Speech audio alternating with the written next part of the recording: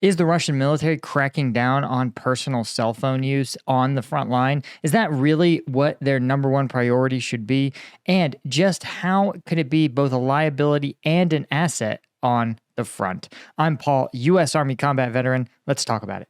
Okay, this is a really interesting aside story, if you will. The Russian State Duma, this is their version of Congress, but imagine a Congress where a dictator decided if you could run or not, making sure that whoever's in the State Duma is always either a friend or some controlled opposition. So wherever the Duma passes only with Putin's express approval. This bill in the Duma is allowing commanders to punish subordinates for using personal communications and navigation devices, usually code for cell phones, on the front line. Of course, mill bloggers are furious because, well, for obvious reasons, and it highlights how Russian forces are continuing to struggle with command and control issues and over-reliance on insecure technologies to conduct operations in Ukraine, which doesn't really, these two things don't actually line up that well with each other. Let's talk about why. Okay, so the Russian State Duma's, their defense committee said that it wants to make an amendment that bans the wearing of gadgets, personal phones, and electronic devices in a combat zone, raising it to something called a gross disciplinary offense. Sounds kind of like maybe the Russian military's version of a felony. Commanders can arrest service members in violation, detain service members for up to 10 days, but as we've seen, discipline in the Russian army is a lot more draconian and a lot less fair than you and I might consider it. So it's unclear if this will actually work its way down to the actual front lines, right?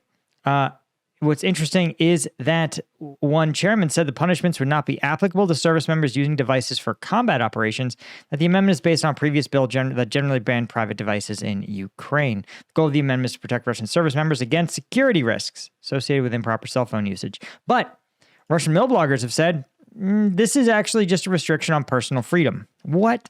You mean Vladimir Putin doesn't respect the civil rights of Russians? Please. Unthinkable. The man is, the man, listen, this is a guy who didn't even respect the right of Ukraine to exist, period, and didn't think the Ukrainians were even real people. So the fact that he's out there claiming, the mill bloggers are saying, hey, this is just, you're being mean, is kind of going to fall on deaf ears, right? Of course, punishing soldiers for using these personal devices, we're going to complicate, the mill bloggers say, Russian logistics, command and control, and operations in general. Mill bloggers claim Russian service members rely on their personal devices to transmit target coordinates for call for fire to artillerymen and drone operators, navigate to frontline areas, coordinate between units. Russian mill blogger published a formal appeal. That's how serious it was, saying that the amendment would result in the paralysis of Russian military C2 bodies, and called on the Russian State Duma to amend the bill to be more realistic about how Russian forces are actually fighting on the front line. And here's the thing, guys. If you've seen any amount of combat footage from this war in the last year or so, you know that cell phones are the thing on the front line. Again, you can't hear, but if you're a member of my premium site, combatvetnews.com, you guys know that on Combat Vet News, in the uncensored combat videos that we look at twice a week, right? It's uncensored combat footage from the front line. Oftentimes, it's less than a week old. Sometimes as little as 48 hours old. But when we've looked at those videos, every time over the course of the conflict, we've seen more and more use of either civilian technologies or just straight up cell phones. And the reason is obvious, for the same reason that you and I like to use our cell phones. Right, you can download map software that lets you navigate from place to place. It has a little GPS receiver that lets you plot your exact point. Even if you have it on airplane mode, the GPS can still talk to and position you on a map if you download an offline map. So it can make sure it turns what used to be a tremendously difficult military skill to instill, which is land navigation, and turned it into something you can do as long as you have a power bank and a brain. And for the Russians, who already truncate their training tremendously, this can be a massively useful substitute for having to spend time training their soldiers. Again, also, if you want to support the channel, as an aside, the Combat Vet News is the way to do it, right? Members, any membership tier is going to get you access to those uncensored combat videos. the kind that YouTube won't let me show you. But if you want to further support the channel, Lieutenant tiers get a weekly Q&A with me. And of course, Colonel tiers get all the previous tiers, plus by name shoutouts at the end of every video. But check it out, combatvetnews.com. The link is always in the description. But here's the thing, right? Here's the takeaway, is that Russian troops rely on cell phones, again, to receive orders, to take pictures for reconnaissance, to communicate, as they said, artillery coordinates for fire missions. The fact is that the reason, so Russia says, hey, troops, you're going to get intercepted, right? Electronic systems that Ukraine has are going to detect these signals, and they're going to direct artillery fire onto you. In fact, that's one of the reasons that American troops are told, don't bring your cell phones anywhere.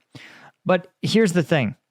That assumes that very sophisticated, very expensive, very hard to field electronic interception devices are going to be directed at the cell phones of rando privates.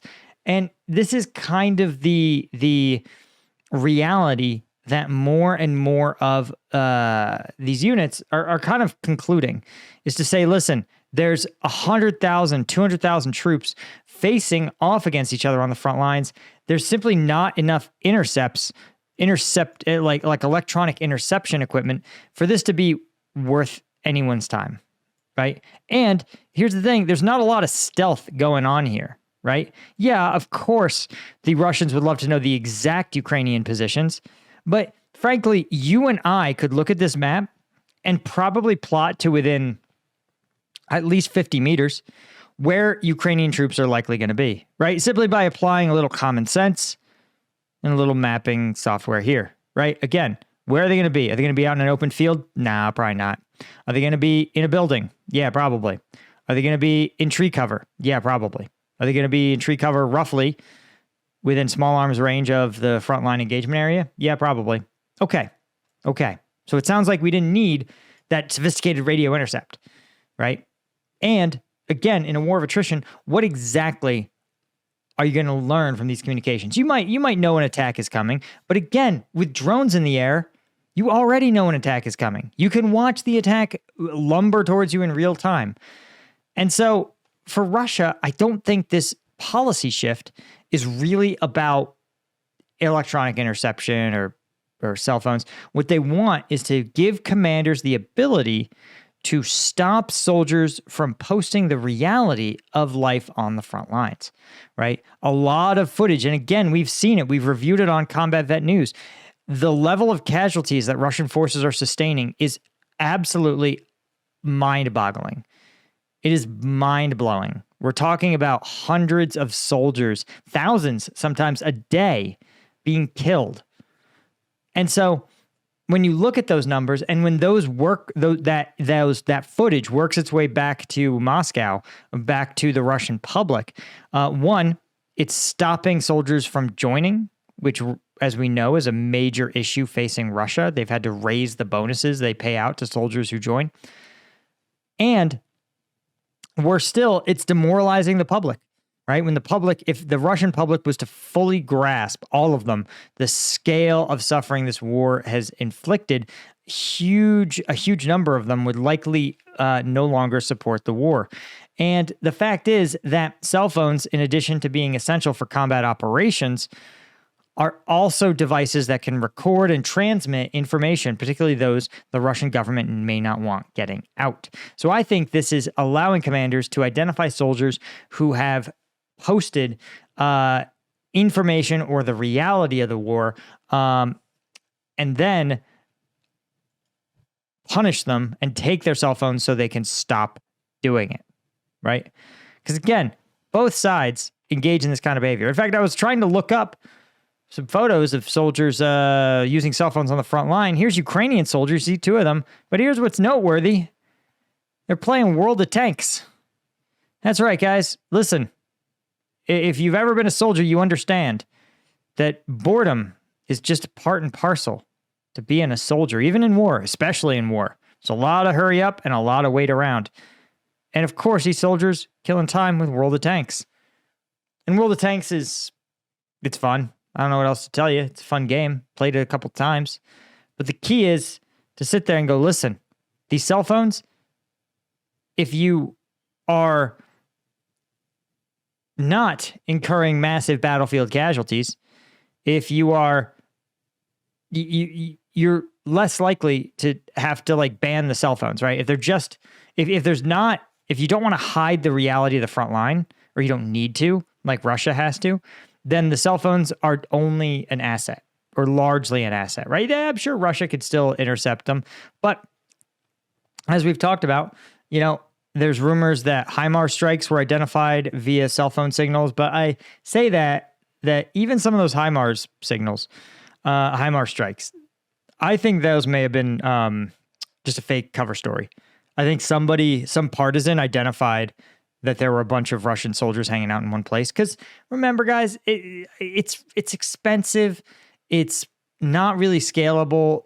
And there's not a lot to intercept, right? Imagine you get this highly sophisticated military tech to intercept Ukrainian signals. They sound like they're making tactical plans. An attack is coming. And then you realize they're trying to get the clan together for World of Tanks. Boy, oh boy, would that be aggravating.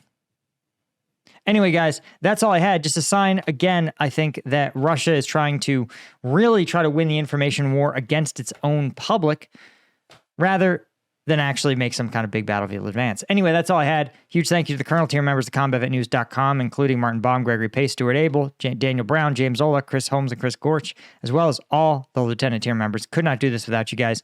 Like and subscribe. See ya. Cheers.